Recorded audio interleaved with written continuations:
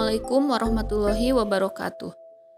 Perkenalkan, saya Yulistri Nurpilah dan rekan saya Yulistri Ahirani.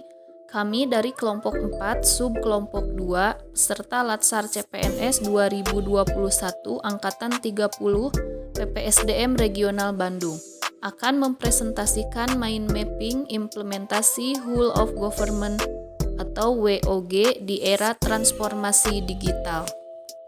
Pengertian WOG.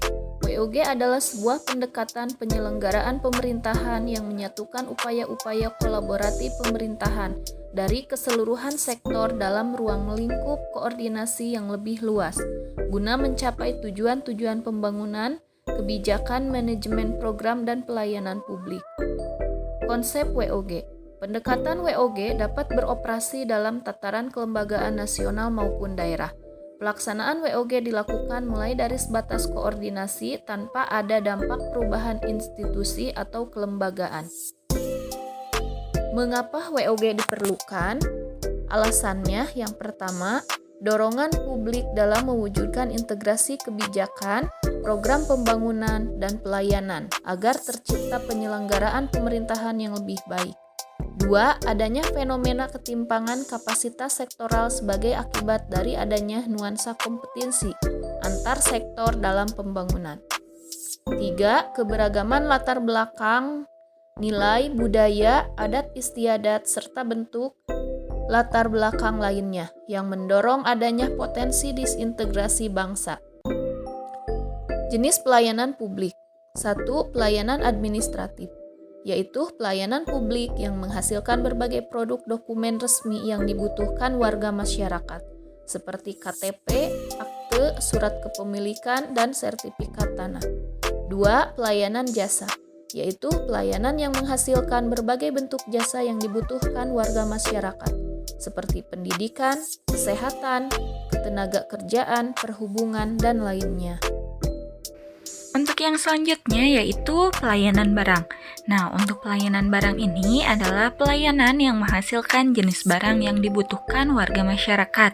Misalnya, jalan, perumahan, jaringan telepon, listrik, serta air bersih. Jenis pelayanan yang terakhir yaitu pelayanan regulatif. Pelayanan regulatif ini adalah pelayanan melalui penegakan hukuman dan peraturan perundang-undangan maupun kebijakan publik yang mengatur sendi-sendi kehidupan masyarakat. Pada WOG juga ada yang dinamakan dengan pola pelayanan publik. Nah, pola pelayanan publik ini ada 5 ya. Yang pertama yaitu pola pelayanan satu atap.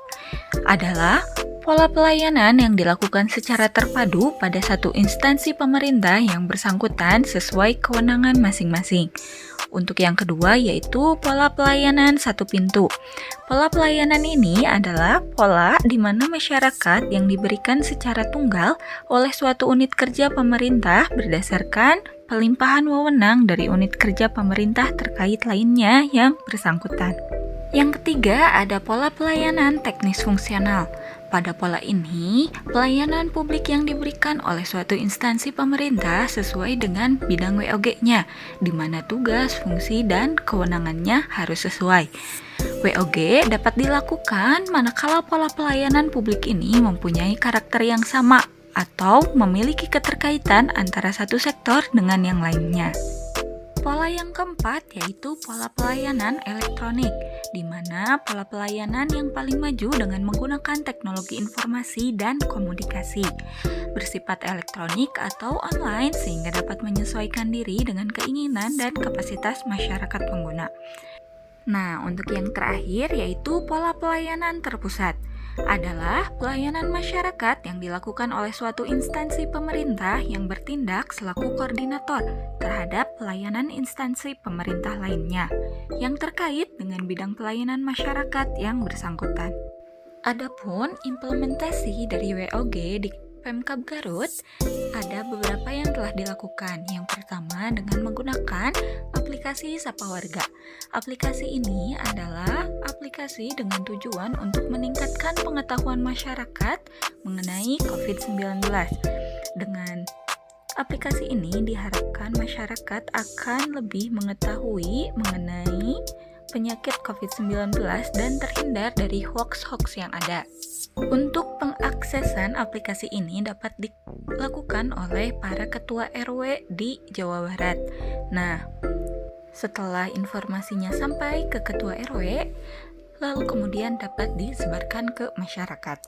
Adapun aplikasi yang kedua yaitu aplikasi Sirikat atau informasi rilis cepat dan akurat, di mana aplikasi ini dikembangkan guna menunjang informasi yang aktual dan faktual sehingga dapat diakses oleh masyarakat dalam mengantisipasi berita hoax. Aplikasi yang ketiga yaitu aplikasi Stokji, yaitu aplikasi yang bertujuan untuk mempermudah memperoleh surat perizinan ataupun rekomendasi dari Dinas Perindustrian dan Perdagangan.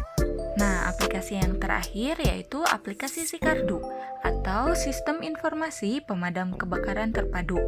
Nah, di mana di dalam aplikasi ini mengatur informasi sumber kebakaran dan permasalahan kejadian yang dilakukan oleh pemadam kebakaran. Alhamdulillahirrabbilalamin, pemaparan dari kami dicukupkan sekian, semoga dapat bermanfaat. Akhirul kalam, wassalamualaikum warahmatullahi wabarakatuh.